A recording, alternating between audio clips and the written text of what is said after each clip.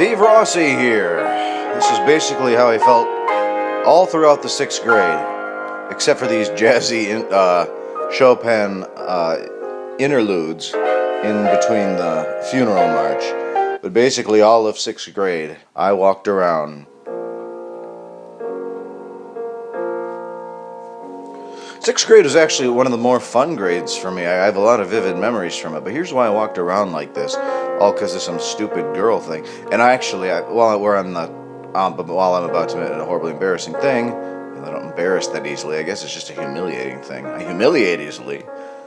I think that this all. First off, last night I go online to try to meet girls sometimes, and usually pretty good about telling which ones are the fake and real. There's a lot of fake profiles out there, just hot girls, and then you can just tell.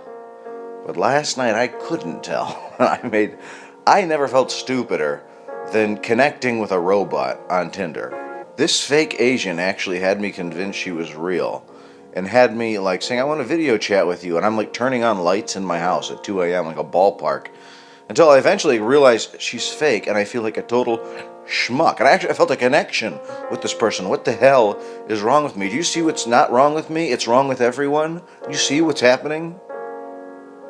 So in 6th grade, here's why I walked around like I was a pallbearer. I moved to this school in 3rd grade to a town. 6th grade was middle school, so that's when the two schools converged, the two elementary schools. That has nothing to do with anything. If I could just stick to one point, the point. It's just kind of funny. So when I moved to this elementary school in 3rd grade, I fell in love with this girl named Betsy. In love with her, and just, as in love as you could be at those ages. And so I was very painfully shy, especially moving to a new school. I would never say a word to her, except for when we played popcorn, when you're reading and you say popcorn, someone's name, I'd always call on her. So it's probably pretty obvious. All right, Steve. And then the boy said, popcorn Betsy. What? Oh, Betsy's absent today.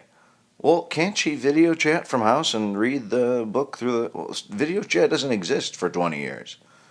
In 3rd grade, in that same class too, we had to do dinosaur dioramas. It's my first year in the school. No one knows me.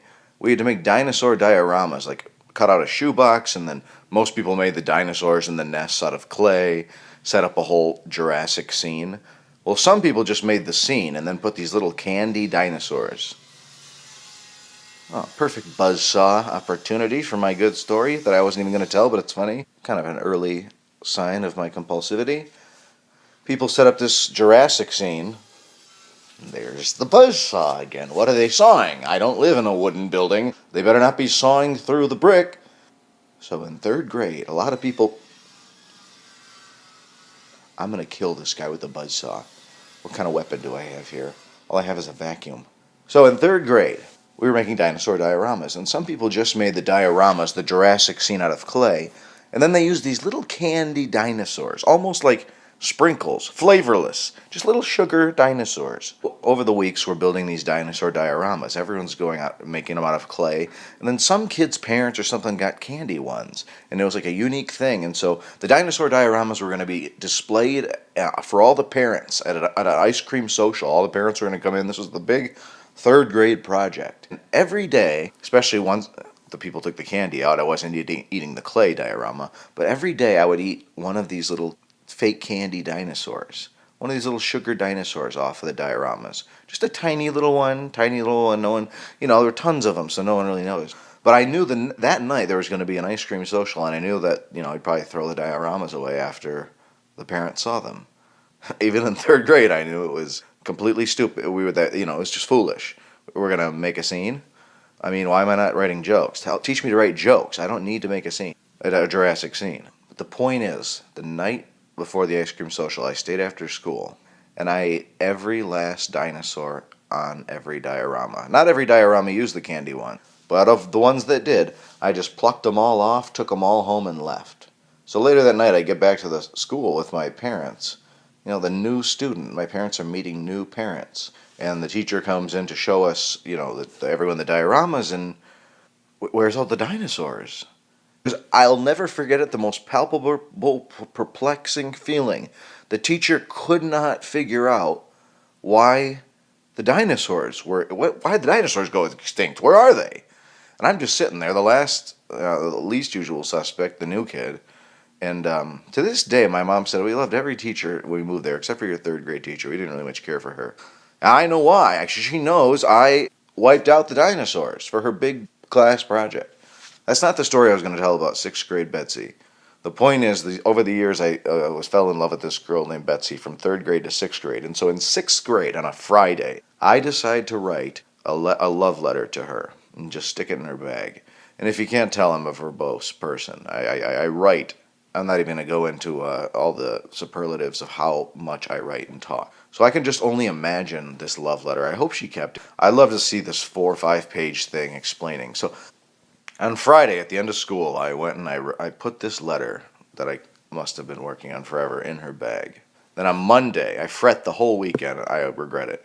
On Monday, like, one of her friends greets me at the door and starts telling me what are the sweetest, you're the most amazing. Oh my God, I never read anything so sweet. I'm like, what? You read it? I thought it was for Betsy. I just remember, like, Betsy looking at me kind of lovingly with this look in her eye and kept trying to talk to me. And I avoided Betsy from the moment her friend told me that was the sweetest thing that I'm the sweetest guy in the world. I avoided Betsy from that moment on. And I hadn't seen Betsy yet that day. It was Monday. I avoided her from that moment on until now. I don't think I've ever spoken to her since. And I remember seeing her at the end of hallways, like her trying to get my attention. I would just divert the other way. Like, wait, was it? She must think it was like a prank. Did someone write a 4-page, heartfelt, expressive letter to me that I've never seen in my life before and sign your name at the bottom? Yeah, Betsy, you know what? Actually, my friend Justin, he wrote this love letter to you, and then he signed my name at the bottom. I'm sorry about that. This must be very embarrassing for you. Popcorn, Betsy. What? What'd you say? Oh, sorry. That was just a Tourette thing. Yeah. All right. I'll see you later, Popcorn Betsy. See you later, Popcorn Betsy. See you never again, Popcorn Betsy. Popcorn Betsy. If you ever hear this, go to Rossi Comic and listen to it. You'll see that I'm no longer a weirdo.